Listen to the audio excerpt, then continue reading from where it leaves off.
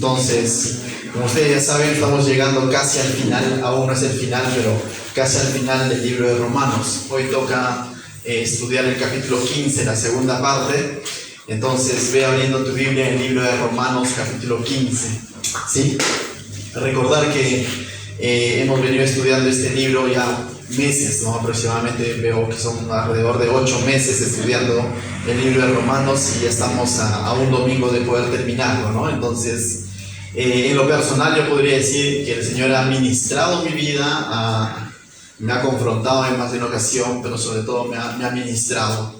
Y espero que esté haciendo lo mismo también en tu vida, ¿no? Que esté ministrándote, que esté exhortando, que esté animándote y que esté siendo de bendición para cada uno de nosotros. Amén. Romanos capítulo 15, entonces, verso 7 en adelante vamos a leer, ¿sí? Bien, del verso 1 al 6 lo vimos la semana pasada y le habíamos titulado Los fuertes soportan las flaquezas de los débiles, ¿no? Y decíamos, aquel que cree que está fuerte en las cosas del Señor, entonces también debe de ser consciente que es llamado a soportar las flaquezas de los débiles. Y no un soportar de decir, ¿cómo te soporto? Sino de ser ese soporte, ese sostén, esa columna sobre el cual el débil en la fe se va a arrimar, va a encontrar un consejo, va a encontrar una administración, va a encontrar paciencia, va a encontrar mansedumbre. Y quizás estamos en el grupo de los débiles, porque de alguna manera cada uno de nosotros somos débiles en ciertas áreas. Entonces también aprendamos a identificar hermanos mayores en la fe, maduros en la fe, a quien recurrir a un consejo, a quien de alguna manera compartirle nuestras cargas, teniendo bastante cuidado, lógicamente, pero muchas veces el orgullo no permite eso, ¿no? ¿Cómo voy a decirle? Entonces prefiero contarle a un incrédulo muchas veces mis cosas, y el incrédulo me va a aconsejar desde el punto de vista de un incrédulo, sin Dios. Pero en la iglesia está conformado tanto por los fuertes como por los débiles. Y uno al otro se necesita. El débil necesita de los fuertes porque necesita a alguien que lo levante, lo anime, lo exhorte, lo aconseje. Y también el fuerte necesita, para que realmente compruebe si es fuerte, necesita de los débiles para que pueda desarrollar ese ministerio que el Señor le ha dado. Amén. Eso que hemos visto del verso 1 al 6, de tal manera que hoy vamos a ver del verso 7 al 33. Es bastante, pero ven, vamos a dar lectura. Entonces mira lo que dice el verso 7, vamos a leerlo todos juntos. Romanos capítulo 15, verso 7 dice: por tanto, ¿no? Después de todo lo que nos viene diciendo Pablo, ahora viene nuevamente un por tanto, ¿no? Y Pablo dice: por tanto, recibíos los unos a los otros, como también, y aquí Pablo nos pone el ejemplo. Ha hablado de soportarnos unos a los otros, de animarnos a los unos a los otros, de amarnos los unos a los otros, pero ahora dice, por tanto, recibíos, aceptación, acepta. Que haya una aceptación los unos a los otros, si es que realmente estamos en Cristo, si es que realmente comprendemos que somos miembros de su cuerpo, si es que realmente comprendemos que somos miembros de una misma familia, que somos hijos de Dios, que somos hermanos en Cristo. Entonces somos llamados a recibirnos los unos a los otros y nos da el ejemplo, como dice, como también Cristo nos recibió para gloria de Dios. Y es interesante porque Pablo apela a Cristo, al ejemplo. Y de alguna manera está hablando a aquellos que se creían fuertes y de pronto menospreciaban al débil. Y aquellos débiles que no habían comprendido del todo ese tema de la comida, del sábado, y juzgaban a los fuertes. Y les está diciendo, recíbanse unos a otros así como Cristo los ha recibido. Entonces debemos entender, cuando llega un momento en nuestra vida, que de pronto a ese hermanito no lo paso, o a esa hermanita no lo paso. ¿Tendremos libertad para pensar así? Es la pregunta. Y Pablo nos diría, ¿lo mismo pensó Jesús de ti? Cuando eras como eras. Como decía Keila ella cuando cantaba, tal como somos nos amó. Y la pregunta es, ¿cómo somos? ¿Cómo somos? ¿Perfectos? No, imperfectos. Somos personas que tenemos errores. Y que antes teníamos mucho más quizás. Pero aún así el Señor nos amó. Por ahí hay una historia en los evangelios donde de pronto le dice Jesús a Pedro, le dice, sígueme, y también le seguía a Juan, ¿no? Y Pedro pregunta, le dice, ¿y él? ¿No? Y Jesús le responde, ¿a ti qué? Le está diciendo, ¿a ti qué? ¿Tú qué tienes que ver en el asunto? El Señor tiene sus tratos. Y lo mismo dice a nosotros. De pronto uno podría pensar, pero el hermano tal, la hermana tal, que, si supiera, pastor, si usted lo conociera, recíbelo, ámalo. Con esto yo no estoy diciendo apaña su pecado, porque no hablaba de eso Pablo, pero hablaba de aquellas diferencias que podría haber entre los fuertes y los débiles, y somos llamados a recibir los unos a otros. Y nos pone como ejemplo aquí a Jesús, ¿no? Entonces, cada vez que de pronto nos queremos dar ese lujo de tener un mal pensamiento o hablar mal de alguien en la fe, recordemos, ¿el Señor Jesús haría lo mismo conmigo? No, pero es que se lo ha buscado, decimos. Nosotros cuántas cosas no las hemos buscado para que también el Señor de pronto diga ya no más y nos ponga en la cruz. No ha sucedido eso. O ha sucedido, pero el Señor no nos ha puesto la cruz, ¿no? No nos ha hecho la ley del hielo. Pero nosotros muchas veces aplicamos la ley del hielo. Ya no le hablo más. Tengamos cuidado. El mundo se maneja así, y ahí en el mundo eso es normal. Pero en la iglesia, en los redimidos por el Señor, eso no debe de ser así, no debe de ocurrir así. ¿Amén? Muy bien, continuamos entonces, y ahora, después de hacer ese pequeño paréntesis, del verso 8 al 33, lo vamos a dividir en tres partes. Presta atención si es que tú eres de los que toman notas. Del verso 8 al 13 vamos a ver el ministerio de Jesucristo hacia los gentiles. ¿Cómo es que ministró Jesús a los gentiles? Del verso 14 al 28 vamos a ver el ministerio de Pablo a los gentiles. Del verso 25 al 39 vamos a ver el ministerio de los gentiles, o sea, el servicio de los gentiles hacia los judíos. Y el verso 30 al 33 vamos a ver el ministerio de los romanos. Pero romanos, cuando digo romanos, es a quienes Pablo dirigía esta carta, ¿no? No es todo el imperio, sino a los hermanos que estaban en Roma. De tal manera que vamos a ver tres ejemplos de ministerio: el del Señor Jesús hacia los gentiles, el de Pablo hacia los gentiles, el de los gentiles hacia los judíos y el de los romanos hacia Pablo. Y eso es lo que, para poder de alguna manera ordenarnos, vamos a dividirlo así. Entonces veamos el verso 8 al 13, el ministerio de Jesucristo a los gentiles. Mira lo que hizo Jesús por los gentiles, y eso es lo que va a detallar Pablo en estos pasajes. Dice verso 8: pues os digo que Cristo Jesús vino a ser siervo de la circuncisión para mostrar la verdad de Dios, para confirmar las promesas hechas a los padres. Y ahí uno podría decir, pero eso es lo que Cristo hizo por los judíos, y es cierto, ¿no? Podríamos hacer ahí una subdivisión en todo caso, ¿no? Porque netamente está hablando de lo que Cristo dice. Cristo Jesús vino a ser siervo de la circuncisión para mostrar la verdad de Dios. ¿Y cuál es la verdad de Dios? ¿Cuál es la verdad de Dios? Jesús en algún momento dijo, yo soy la verdad y la vida. Dijo que Él era el camino, y como que el camino lo podemos entender, ¿no? A través de Jesús yo llego al Padre.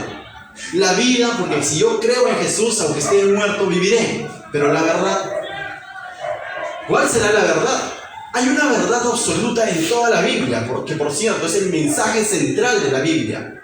La Biblia nos habla de una sola historia, nos habla del amor de Dios hacia la humanidad y el plan maestro que Dios hizo por la humanidad. Y Juan 3:16 claramente entonces nos dice cuando ese amor se manifestó, porque de tal manera amó Dios al mundo que envió a ¿quién? Jesucristo. Esa es la verdad. La verdad es que Dios amó a la humanidad no merecedora y que envió a su Hijo Jesucristo. Y toda la Escritura nos habla de ello. El Antiguo Testamento hablaba apuntando a esa verdad. De tal manera que cuando viene Jesús, Él mostró la verdad. Él es la verdad. Él es el mensaje y Él es el mensajero, si quiero decirlo. Dice, conoceréis la verdad y la verdad os hará libres. ¿Libres de qué? De la mentira, del pecado, que nos va a llevar al juicio de la ira de Dios. Ese es Jesús. Pero pasajes más adelante en Juan dice que conoceréis al Hijo de Dios, a Jesucristo y os hará libres, y es lo mismo. Entonces uno dice, ¿qué es la verdad? La verdad es Cristo, esa es la única verdad. Y ese Jesús quien vino, dice, se hizo siervo. Vino, lógicamente, como dice el Evangelio de Juan, capítulo 1, 12 y 13, a los suyos vino y los suyos no lo recibieron. Pero a los que recibieron les dio potestad de ser hechos hijos de Dios. Y esta palabra recibieron definitivamente habla de una fe genuina. Los que lo aceptaron como su Señor y Salvador. Los que reconocieron su bancarrota espiritual y aceptaron esta verdad de Jesucristo. Muchos de ellos lo negaron. Muchos de ellos lo menospreciaron. Muchos de ellos lo crucificaron. Amén. Pero Él es la verdad. Y vino y se hizo siervo, tal como dice Filipenses, ¿no? Se despojó y se hizo hombre, semejante a los hombres. Y se hizo siervo hasta la muerte en la cruz. Y de eso está hablando. Entonces ahí uno podría decir, sí, pero solo dice para los judíos. No, vamos a ver que esta verdad no solamente fue prometida para los judíos, fue prometida también para los gentiles. Que lógicamente Dios tuvo un orden, escogió un pueblo para que a través de ese pueblo mostrar esa verdad es distinto. Y que este pueblo confundió ese propósito y creyó que solo esta verdad, Jesucristo, era prometido para ellos y que todos los gentiles, otros gentiles estaban destituidos, se equivocaron. Porque finalmente vemos que cuando Jesús viene, no solamente viene a los judíos, también viene hacia los gentiles. Y podemos ver a Jesús sanando a una mujer samaritana. Podemos ver a Jesús sanando al siervo de un centurión o a la hija de Jairo. Y podemos ver a Jesús obrando entre gentiles y judíos. Entonces, Él es la verdad. Y cuando Cristo vino, por así decir, y se hizo siervo, no solo se hizo siervo para los judíos, sino también para los gentiles. Él vino a buscar lo que se había perdido, el amor por el pecador. ¿Y quiénes califican dentro de esta palabra pecador? Judíos y gentiles. Y eso vino Jesús. Y dice el verso 9, mira, y para que los gentiles, ¿te das cuenta? Y para que los gentiles glorifiquen a Dios por su misericordia. Como está escrito, por tanto yo te confesaré entre los gentiles y cantaré tu nombre. Y aquí está citando Pablo el Salmos 18, donde el salmista decía, yo te cantaré y te confesaré entre ¿quiénes? Entre los gentiles.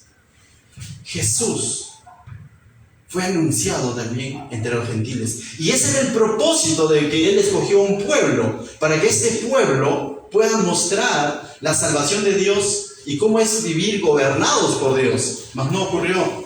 El pueblo judío hizo la ley del hielo, al gentil no. Ustedes no. Pero Jesús desde un principio tenía en sus planes, Dios tenía en sus planes también a los gentiles. Y eso está hablando Pablo. Por eso le hemos titulado el ministerio de Jesucristo hacia los gentiles. Y verso 10 dice, va a citar ahora Deuteronomio, pero vamos a leerlo en Romanos. Dice, y otra vez dice, y cuando Pablo está diciendo dice, Pablo no está inventando algo, sino está citando la escritura hasta aquel entonces escrita, vale la redundancia, ¿no? Es decir, el Antiguo Testamento, básicamente el Pentateuco, los Salmos y los profetas. Entonces dice Pablo, y otra vez dice, alegraos, ¿qué dice? Gentiles con su pueblo. Entonces, esto está en Deuteronomio, capítulo 32, verso 43. Pablo está citando el Antiguo Testamento para decir, y otra vez dice, alegraos, ¿qué? Gentiles. La promesa era dada, lógicamente, fue dada ¿a quién? A Abraham, ¿no? Pero, y si analizamos brevemente esta promesa, la promesa dice, ¿no? Yo soy hijo de Abraham, y el judío reclamaba que era hijo de Abraham. Pero ¿cuál fue la promesa a Abraham? Que de él iba a salir un pueblo, lógicamente una nación, el pueblo de Israel. Pero dice, y en tu simiente serán benditas, ¿qué? Todas las familias de la tierra. ¿Y cuáles son esas todas? Los gentiles, pues. Entonces, en los planes de Dios estaban tanto los judíos como los gentiles. Y ahora Pablo está mostrando ese amor, ese servicio, ese ministerio que tuvo Jesús hacia los gentiles.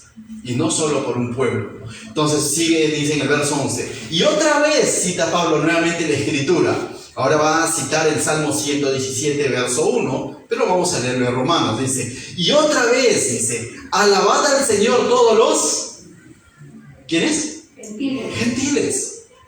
Dice, y otra vez alabad al Señor todos los gentiles y dice, magnificadle todos los pueblos.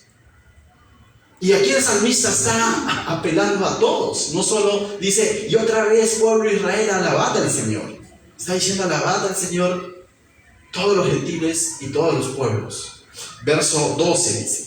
Y otra vez dice Isaías, y aquí Pablo lo pone bien claro, ¿no? Dice Isaías, está citando al profeta Isaías. Tú dirás, ¿en qué parte de Isaías está? Anótalo, está en Isaías capítulo 11, verso 10, lo que Pablo va a decir aquí. Y dice, y otra vez dice Isaías, estará la raíz de Isaí, y el que se levantare a regir. Cuando dice la raíz de Isaí, la pregunta es, ¿quién es Isaí? El papá de David. ¿Y quién es considerado el primer rey de Israel, sacando de taquito a Saúl, ¿no? Que no fue por voluntad de Dios? Es David. ¿Y a quién se le prometió de que el cetro del trono no se iba a apartar de su casa? A David. Y es por eso que a Jesús se le conoce más adelante como Jesús, el hijo de David.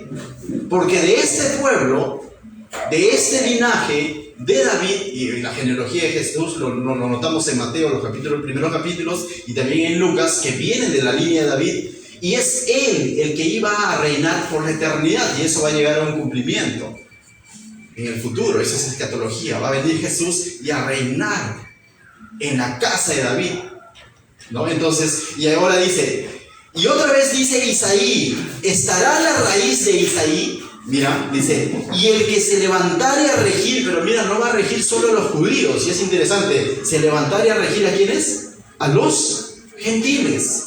Los gentiles esperan en él.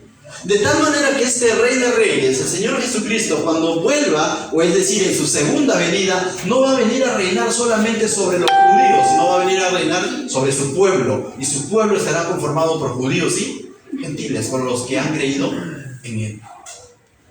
Él es el Hijo de Dios, Él es el Rey de Reyes, por eso se le dice. Entonces aquí Pablo claramente está mostrando evidencias bíblicas del Antiguo Testamento de cómo es que Jesús tenía en sus planes al pueblo gentil, y no solo al pueblo de Israel. Y es interesante.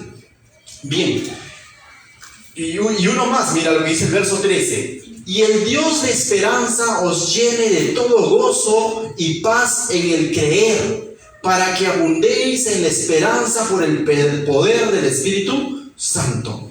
Entonces, el creyente, sea judío y gentil, tiene que estar puesta su esperanza ¿en quién?